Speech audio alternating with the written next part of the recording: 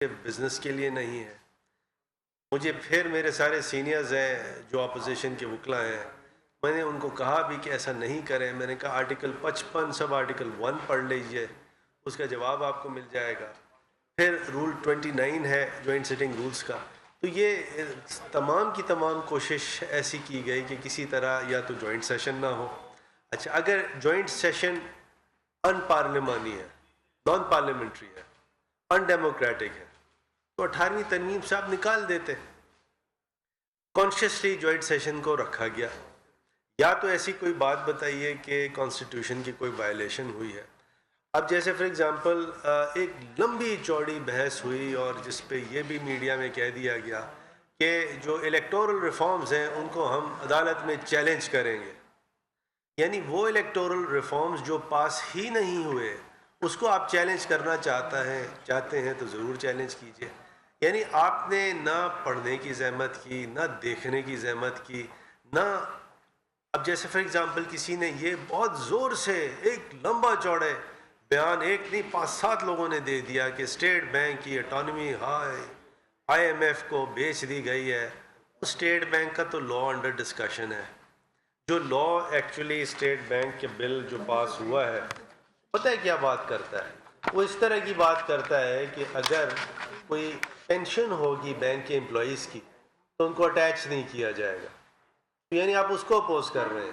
اس میں یہ لکھا ہوا ہے کہ اسٹیٹ بینک جو ہے، جو اسٹیٹ بینک کی اپنی پاورز ہیں، مانیٹری اور کریڈٹ پالیسیز کی، ریگولیشن آف فائنینشیل سیکٹر کی، فارن ایکسچینج ریگولیشن کی، پیمنٹ اور سیٹلمنٹ ٹرمز کی، جو اسٹیٹ بینک کی اسٹیٹوٹری پاورز ہیں، اسٹیٹ بینک اس کو ڈیلیگیٹ نہیں کرے گی. تو اس طرح کی اگر چیزوں کو اٹیک کیا جائے بغیر سوچے سمجھے، فار ایگزامپل کلبھوشن والے مسئلے پہ تو یہ بار بار میں نے سب کے سامنے یہ گزارش کی ہے کہ یہ نیشنل سیکیورٹی کا معاملہ ہے. نیشنل سیکیورٹی پاکستان کی سینسیبلٹی کا اس میں انوالوڈ ہے، لہٰذا یہ پاکستان کی ریڈ لائن ہے. خدا کے لیے آپ کو اگر اتنی سمجھ نہیں ہے تو آپ کیسے پالیٹیشین ہیں، آپ پارلیمان کے ممبر کیسے ہیں کہ آپ کو اتنا ادراک نہیں ہے کہ پاکستان کی سینسیبلٹی اور سینسٹیوٹی کیا ہے. پہلی بات تو یہ ہے کہ یہ جو کلبھوشن والا آرڈیننس ہے یہ پرسن اسپیسیفک نہیں ہے، یہ for all times to come ہے، صرف ایک آدمی کے لیے پاس نہیں ہوا. یہ جو بھی اس کے پیرائے میں آئے گا ایسا شخص جو کہ اس لا کو کی کمپس میں ہے تو یہ اس پر اپلیکیبل ہوگا، نمبر 1. سیکنڈلی، یہ اس وقت کی بات ہے جب نون لیگ کی گورنمنٹ تھی، کاؤنسلر ایکسیس کلبھوشن کو نہیں دی گئی، جس کے نتیجے میں پاکستان کوئی آئی سی جے نہیں گیا، انڈیا آئی سی جے گیا. انڈیا آئی سی جے گیا، اس کا انٹرم آرڈر پاکستان کے خلاف آیا. مین وائل گورنمنٹ چینج ہوئی، پی ٹی آئی اور اس کے ایلائز کی جو پریزنٹ گورنمنٹ ہے اس کو یہ ورثے میں کیس ملا، اور جس طرح اس کیس کو ڈیفینڈ کیا گیا، انڈیا کی تو یہ پریئر تھی کہ کلبھوشن کو اکوٹ کر دیا جائے، اس کو ریلیز کر دیا جائے. وہ پریئر ریجیکٹ کی ہے آئی سی جے نے. ٹو دیٹ ایکسٹینٹ پاکستان یہ کیس جیت چکا ہے. کاؤنسلر ایکسیس کی جو بات ہے، کاؤنسلر ایکسیس کی بات جو ایگزیکٹ ورڈز ہیں وہ کہاں لکھے ہوئے ہیں؟ پیراز 141 میں، 145 میں اور 146 میں. آئی سی جے کا ججمنٹ ہے جولائی 2019 کا، اس کو خود پڑھ لیجئے. اس کے اندر کیا لکھا ہوا ہے؟ اس کے اندر یہ لکھا ہوا ہے، یہ سائٹ کیا گیا کہ پاکستان میں جوڈیشل ریویو ہے، پاکستان میں آرٹیکل 199 بھی ہے، 184(3) بھی ہے، پشاور ہائی کورٹ کے فیصلوں کا بھی ریفرنس دیا گیا، دوسرے ریویو کے فیصلے ہیں ان کو ریفر کیا گیا.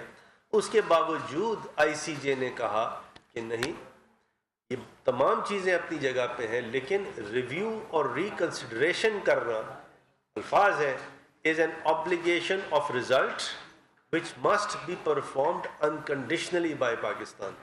اور آگے یہ کہا کہ Pakistan shall take all measures to provide for effective review and reconsideration, including, if necessary, by enacting appropriate legislation. اب یہ ڈائریکشن آئی سی جے نے دے دی، سر جوڑ کے بیٹھا گیا کہ اس کو کمپلائی کیسے کیا جائے. کسی نے بڑے شاندار انالیسس پیش کیا اور ان کا دیکھیے امریکہ بھی نہیں مانتا آئی سی جے کے فیصلوں کو. ہم امریکہ ہے. We have to play on our own strength. Pakistan ایک رسپانسبل اسٹیٹ ہے. پاکستان ایک بنانا ریپبلک نہیں ہے جو میں بار بار آپ سے ریکویسٹ کر رہا ہوں.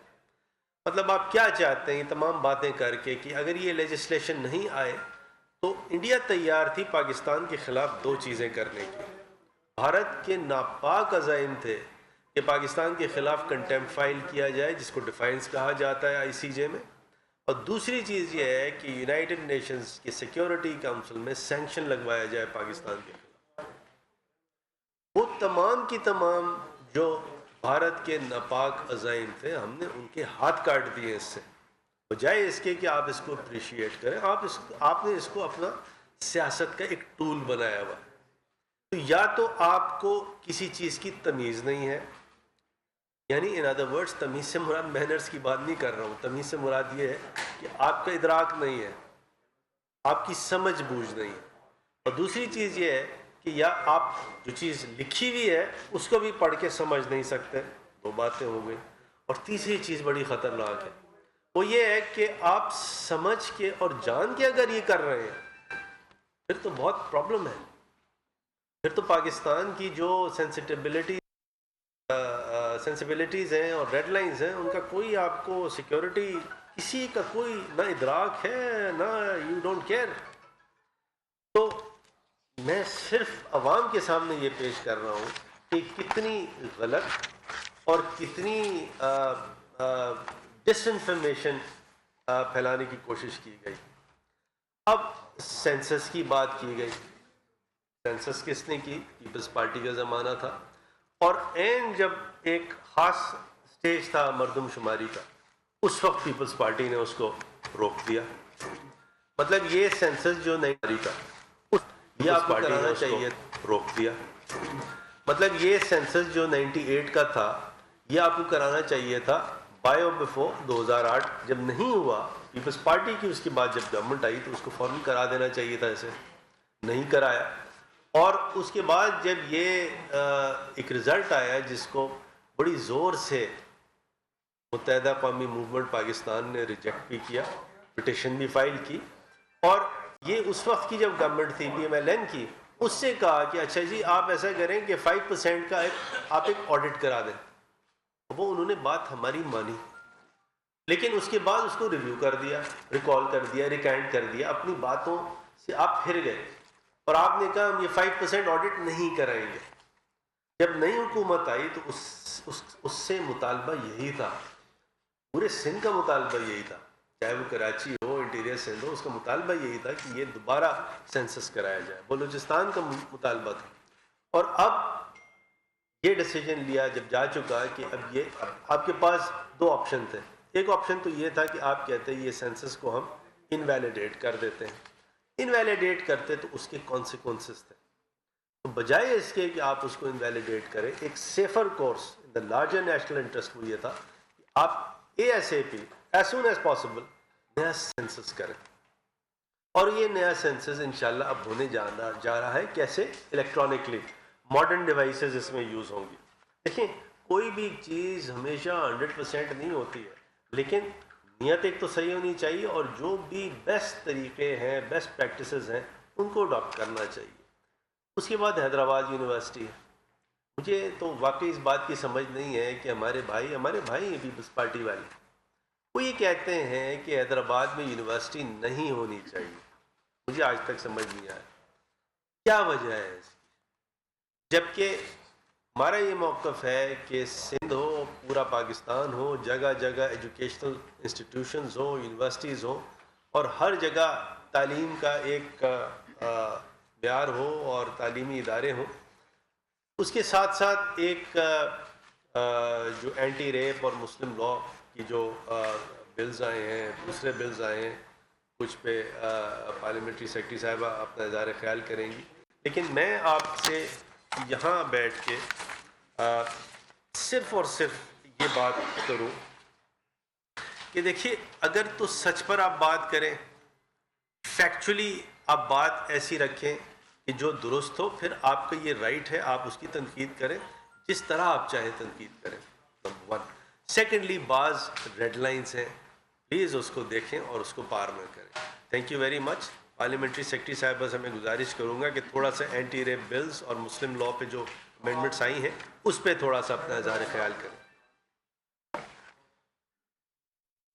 جی بہت شکریہ وزیر قانون صاحب. بسم اللہ الرحمن الرحیم. سب سے پہلے تو ہم پاکستان کی عوام کو مبارکباد پیش کرنا چاہتے ہیں کہ پاکستان تحریک انصاف کی حکومت نے وزیر اعظم عمران خان کی سربراہی میں اپنے اتحادیوں کے ساتھ مل کر پاکستان کے اندر تاریخی قانون سازی کی ہے.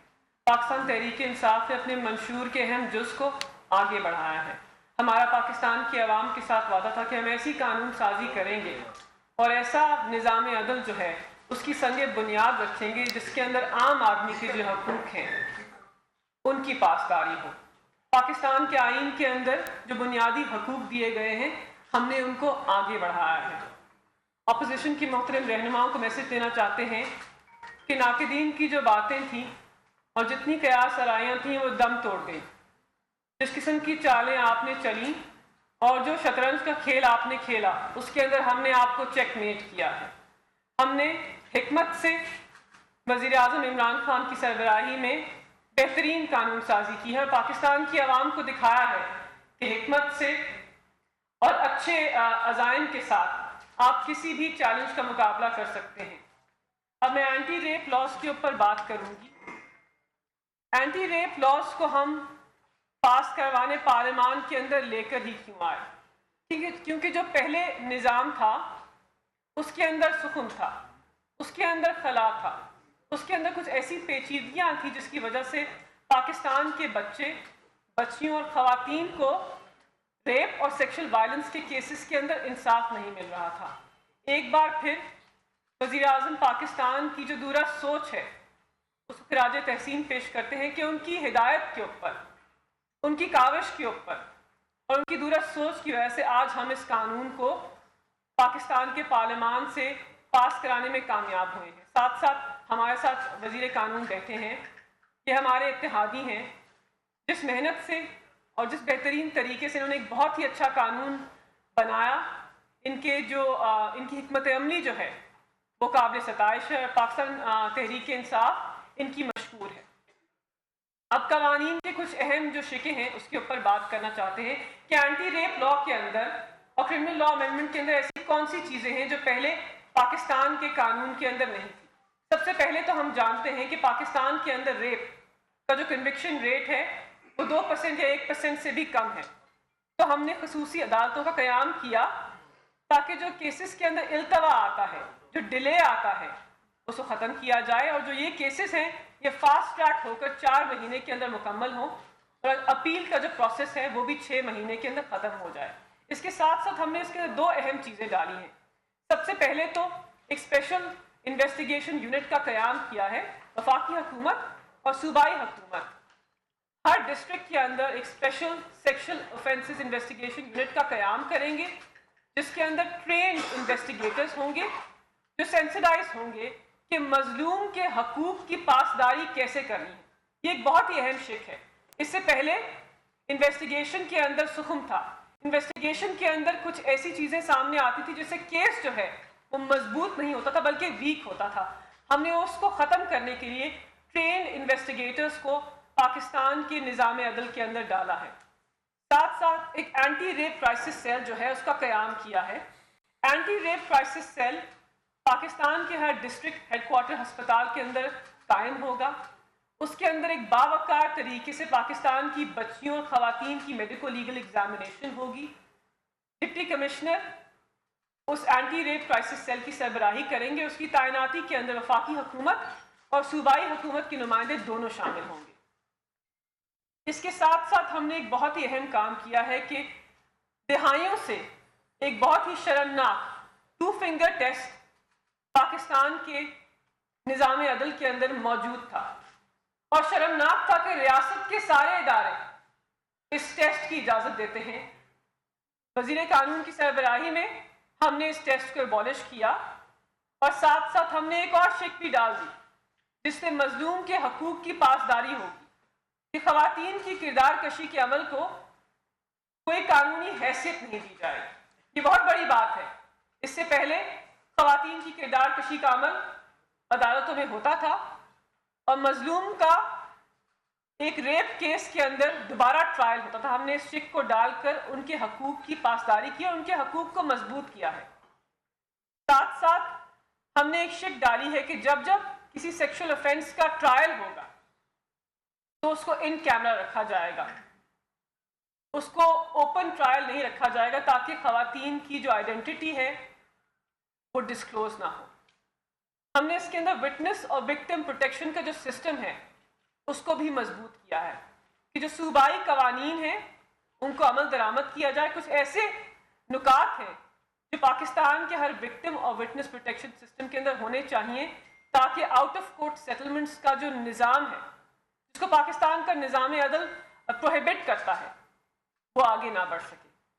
اس کے ساتھ ساتھ لیگل ایڈ جو اس سے پہلے بہت سارے قوانین کے اوپر پھیلی ہوئی تھی، ہم نے اس کو ایک قانون کے اندر سمیٹ دیا اور کہا کہ جو مظلوم ہے اس کو لیگل ایڈ فراہم کی جائے گی۔ ساتھ ساتھ ایک بہت ہی امپورٹنٹ شک ہے کہ نیشنل سیکس افینڈرز رجسٹر کا اجرا ہوگا۔ نادرا جو ہے ministry of law and justice کے ساتھ مل کر، نیشنل پولیس بیورو کے ساتھ مل کر ایک نیشنل سیکس افینڈرز رجسٹر بنائیں گے تاکہ اس قسم کے جو افینڈرز ہیں، اس قسم کے جو مجرم ہیں، ان کا ڈیٹا ہمارے پاس ہو، ہم بہترین طریقے سے کیسز کو آگے بڑھائیں اور پاکستان کی جو عوام ہے ان کا تحفظ کر سکیں۔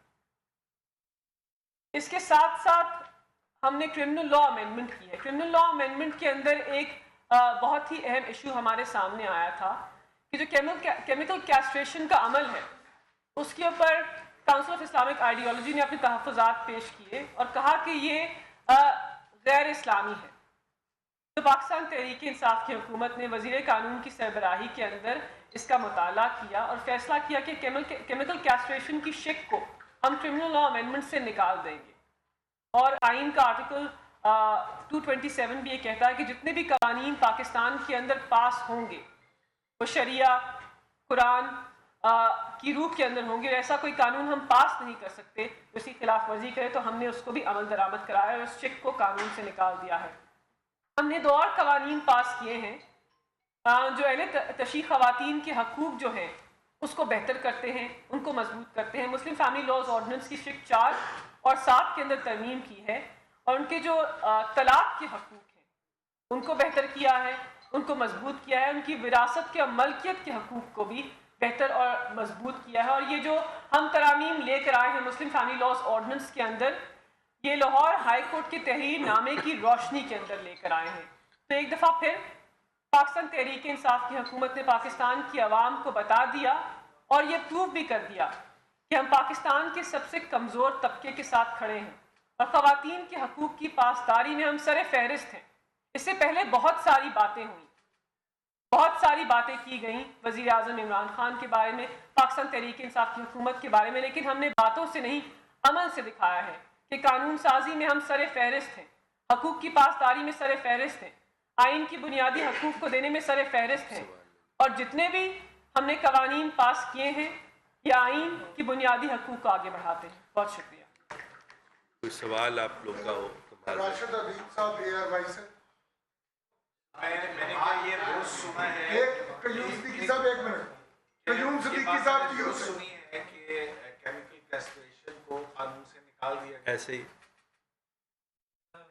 آپ نے فرمایا کہ لیجسلیشن جو ہوئی ہے اس پر اپوزیشن پاس کر رہی ہے، لیجسلیشن طریقہ کار پہ ہے کہ ایک دن میں 38 بل انڈوز کیے گئے، جو اس میں بہت سے ایسے بل بھی تھے جو عام طریقے سے قومی اسمبلی سے پاس ہو سکتے تھے بحث کے بعد، تو اس کی کیا ضرورت تھی کہ سارے کے سارے بل ایک ہی اجلاس میں چند منٹ میں منظور کیے جائیں؟ بہت شکریہ آپ کا۔ دیکھیے میں آپ کو بتاؤں کہ یہ مجھے بحالت مجبوری آپ سب کے سامنے یہ کہنا پڑ رہا ہے کہ اپوزیشن کوئی بل پاس ہونے نہیں دینا چاہتی۔ اگر آپ سے کوئی یہ کہہ رہا ہے کہ جی آپ ڈسکشن کریں ہم تو حاضر ہیں، نہیں ایسا نہیں ہے۔ تھوڑا سا وہاں ماحول کیا ہوتا ہے آپ کے سامنے بتاؤں۔ ماحول یہ ہوتا ہے، مجھے معاف کیجئے گا ان ایڈوانس میں آئی سیک اپالوجی آف اینی ون اگر میں کسی کی دل آزاری کروں، لیکن میرا دل تھوڑا سا دکھا. 3 سال یہ دیکھا کہ اپوزیشن بیٹھتی ہے اور بیہائنڈ کلوز ڈور اسپیکر کے ساتھ، چیئرمین کے ساتھ، ہم لوگ کے ساتھ بیٹھ کے کہا جی نہیں ٹھیک ہے، ماحول بہتر کرنا ہے، پاکستان کا انٹرسٹ ہے، ماحول بہتر کرنا ہے، پاکستان کا انٹرسٹ ہے. اور اس کے بعد سیشن شروع ہوتا ہے. اپوزیشن کے جو رہنما ہیں وہ تقاریر کرنا شروع کرتے ہیں اور ہمارے ہاں اسپیسیفک انسٹرکشنز ہوتی ہیں، پی ایم کی بھی، خالد بھائی کی بھی، ساروں کی، کہ نہیں جی اپوزیشن کو پورا ان کو موقع دیں بولنے میں. اب اپوزیشن کے لیڈران نے وفاقی وزیر قانون فروغ نسیم میڈیا ٹاک کر رہے ہیں. ابھی وقت ہوا ہے نیوز اپ ڈیٹس کا.